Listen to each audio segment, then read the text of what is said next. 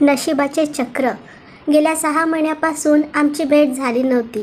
मी जाणूनबुजून तिला भेटणं टाळत होतो. त्या दिवशी अचानक तिचा कॉल आला तर तिची आई फोनवर होती. मला बोलली, आत्ताच्या आत्ता तुला आमच्या घरी यायला जमेल?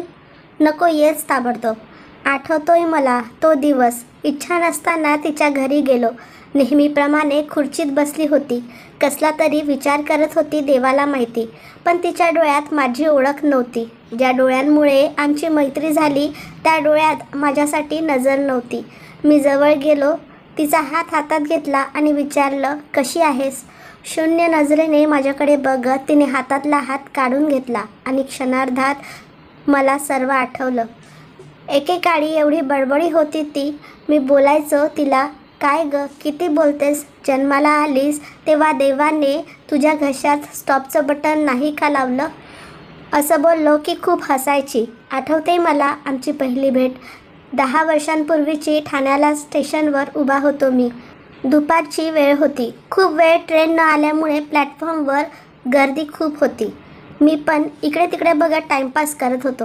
तेवढ्यात मागून माझ्या पाठीवर कोणीतरी टॅप केले. मी वळून बघितलं, ती होती. मला बोलली, हाय, तुझे डोळे खूप छान आहेत. लास्ट अर्धा तासापासून मी तुझ्या डोळ्यांकडे बघत आहे. मला खूप आवडले तुझे डोळे. मला आवडेल तुझ्याशी मैत्री करायला. करशील माझ्याशी मैत्री? मी हस्तांदोलन केले.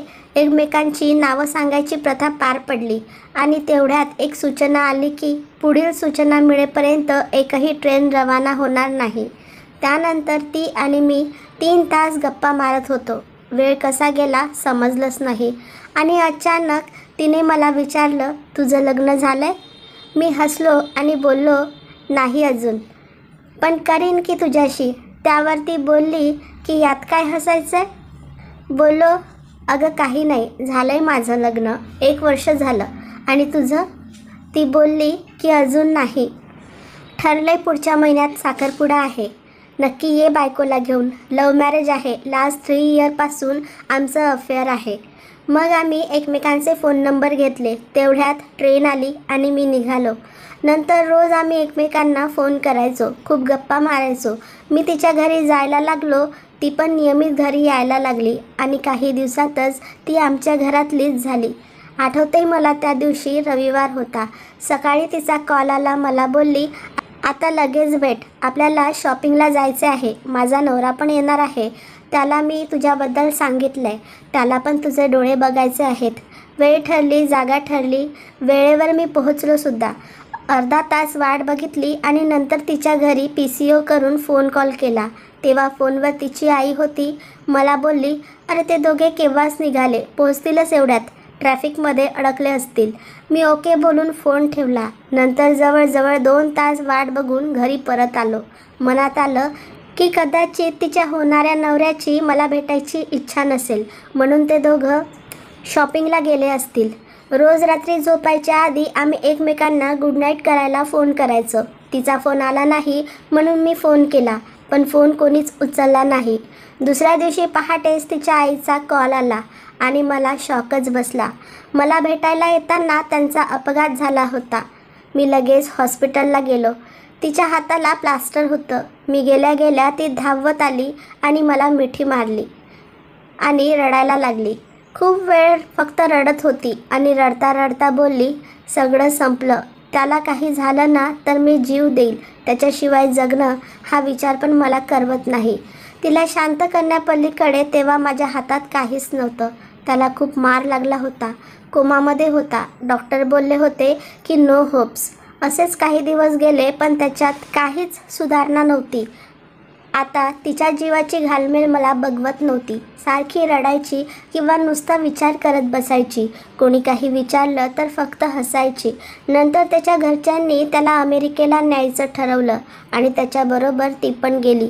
अमेरिकेला गेल्यावर तिच्या आईकडून समजलं की त्यांच्यात काहीच फरक पडला नाही. ती आता त्याची आई झाली होती.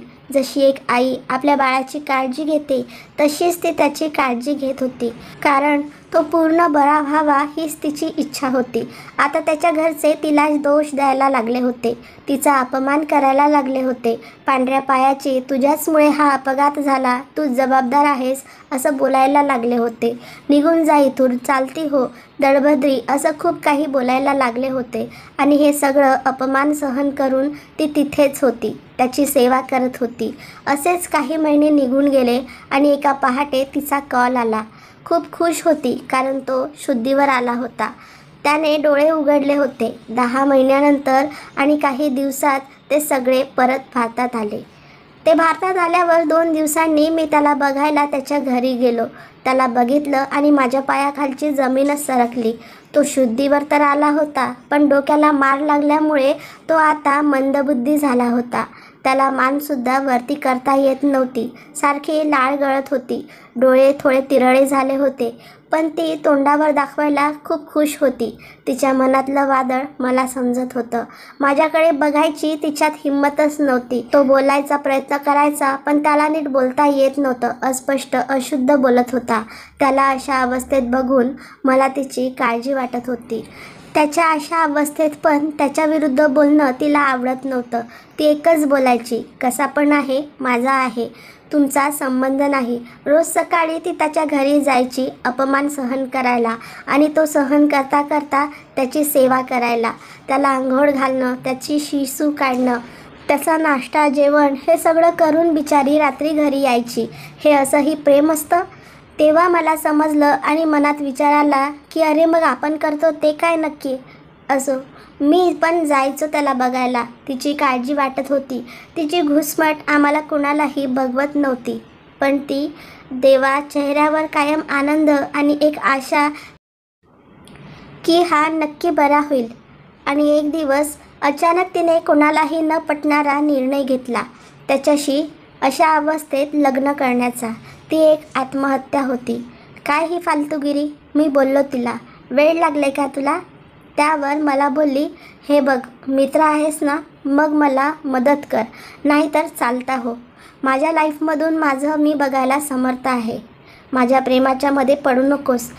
मी बोललो की बघ त्याच्याकडे, त्याला त्याची लाळ पुसता येत नाही, धड जेवता येत नाही, नीट बोलता पण येत नाही, आणि लग्न करणार आहेस तशाशी? त्यापेक्षा जशी आहेस तशीच राहा आणि त्याची सेवा कर. काय चुकलं होतं माझं? तिचं आयुष्य बर्बाद होताना मला बघवत नव्हतं. तेव्हा तिने मला हात जोडले आणि बोलली, मला तू जवळची मैत्रीण म्हणतोस ना, मग प्लीज मला मदत करू शकत नाहीस तर मध्ये येऊ नकोस. माझं मी बघून घेईल. आणि सगळ्यांनी समजावूनसुद्धा तिने त्याच्याशी लग्न केलं. आता त्याच्या घरच्यांना एक फुकटची आया मिळाली होती. आता तिच्या लग्नाला महिना झाला असेल आणि एका पहाटे तिचा फोन आला. पहाटेचे 4 वाजले होते. फोन उचलला आणि जे ऐकलं त्याने माझी झोपच उडाली. म्हटलं, बोल, काय झालं? आधी फक्त रडली आणि बोलली, एक सांगू का? पण प्लीज कोणाला सांगू नकोस. माझ्या घरी पण नाही. हात जोडते, नाही सांगणार. बोल, काय झालं? त्यावर ती बोलली, हा माझ्यावर रोज रेप करतो, दिवसातून 8 ते 10 वेळा. माझी इच्छा असो किंवा नसो, खूप त्रास होतो रे. आता नाही सहन होत. नाव आय हॅव नो ऑप्शन. मीच निवडलं हे आयुष्य, पण आता नाही रे सहन होत. कधी कधी रक्त पण येतं. माझ्या वेदना नाही रे त्याच्यापर्यंत पोचत. खूप रडली आणि मला आता तिचाच राग येत होता. पण आतासुद्धा काहीही करू शकत नव्हतो मी. काय करणार? डिवोर्स घे असं बोलू शकत होतो, पण तिला आवडलं नसतं. आणि असं चालू असताना तिच्या आईकडून समजलं की ती प्रेग्नेंट आहे. 4था महिना होता तिला, पण त्याला काहीच फरक पडत नव्हता. त्याला काहीच माहीत पण नव्हतं. काही महिन्यांनी तिने एक गोंडस मुलीला जन्म दिला. एवढी गोड होती ती, जशी काही एक परीच. बारसं वगैरे झालं आणि परत ती सासूरवाडीत गेली. असेच काही महिने गेले, वर्ष झालं. मुलीचं करता करता ती स्वतःवर रेप होऊ देत होती आणि आता कोणालाही न सांगता सगळं सहन करत होती. आता मुलगी 2 वर्षांची झाली होती आणि एक दिवस त्याला घरात फिट आली. परत बेशुद्ध पडला. लगेच त्याला हॉस्पिटलमध्ये नेलं आणि तो 2 दिवसांनी शुद्धीवर आला. तेव्हा तो पूर्ण नॉर्मल होता, जसा ॲक्सिडेंट व्हायच्या आधी होता तसा. पण हा आनंद फार काळ टिकला नाही. तिच्या कडेवर असलेल्या मुलीला बघून तो बिथरला आणि बोलला, कुणाचं आहे हे पाप? माझं नक्कीच नाही. सगळ्यांनी सांगून पण त्याचा विश्वास बसत नव्हता. त्याचं एकच म्हणणं होतं की तिने शेण खाल्लं बाहेर आणि माझं नाव घेत आहे. आता ती पूर्ण संपलेली होती. जीव द्यावा हाच विचार तिच्या मनात आला आणि हा विचार तिने मला बोलून पण दाखवला. पण जीव दिल्यावर आपल्या मुलीचं काय, हा मोठा प्रश्न तिच्यापुढे होता. DNA टेस्ट करून ती प्रूव्ह करू शकत होती आणि तसा सल्ला पण मी तिला दिला होता. पण तिने एक वेगळाच निर्णय घेतला, त्याला घटस्फोट द्यायचा. कारण त्याला आता ती नको होती. बाहेर तोंड काळ करून आलेली मला एकच बोलली, हे बघ, तो सुखी तरच मी सुखी. कोणत्याही प्रकारची प्रॉपर्टी, पैसा, पोटगी न घेता तिने घटस्फोट घेतला. या निर्णयाने आता ती एकटी पडली होती. तिच्या माहेरचे पण तिलाच दोष देत होते. सगळ्यांची बोलणी खाऊन आता तिचं एकटीचं आयुष्य सुरू झालं होतं. एके ठिकाणी जॉब बघितला. हळूहळू तिच्या घरचे पण नॉर्मल झाले. तिचा जॉब आणि मुलगी यात ती छान रमली होती. सगळं सुरळीत चालू झालं. खूप वर्षांनी ती सुख बघत होती. नक्कीच मनातून दुखी होती पण दाखवत नव्हती. मुलगी पण आता 4 वर्षाची झाली होती. नॉर्मल चालू असताना एका रात्री झोपेत तिला रक्ताची उलटी झाली. आतड्यांचा कॅन्सर झाला होता. Last stage. डॉक्टर बोलले, काय नशीब घेऊन जन्माला आली हेच मला समजत नव्हतं. लाईफमध्ये दुःख येतं पण किती, त्यालाही मर्यादा असतात की नाही? अजून काय काय भोगावं लागणार आहे मला सांग ना, मला विचारत होती. पण तेव्हासुद्धा माझ्याकडे उत्तर नव्हतं. होशील बरी, बोललो मी आणि ती खूप हसली. असो, तिचं ऑपरेशन करावं लागणार होतं, ते झालं. 1 फूट आतडे बाहेर काढून टाकावं लागलं होतं आणि त्यात आता किमो चालू झाली होती. खूप अंगाची आग व्हायची तिच्या. चिडचिड करायला लागली होती आणि हा सगळा राग कुणावरही काढू शकत नव्हती.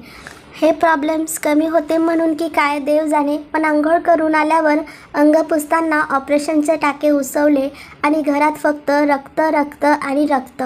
तसल्याच अवस्थेत पोटाला परकर आणि टॉवेल लपेटून बिचारीला हॉस्पिटलमध्ये नेलं.